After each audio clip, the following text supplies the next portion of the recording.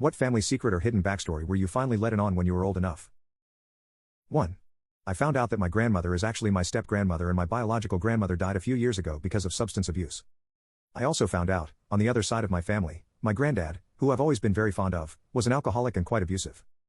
Basically found out why neither of my parents drink. 2. My grandmother died when I was about 8 from lung cancer.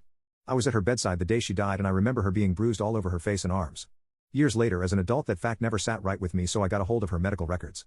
It turned out she had been mugged leaving the bank and was basically beaten to death by some guys for resisting. I do understand why my family covered that up. 3. My uncle didn't die in a car accident. He killed his mistress and then killed himself by crashing his car with her body in the trunk. 4. My great-grandfather drank himself to death.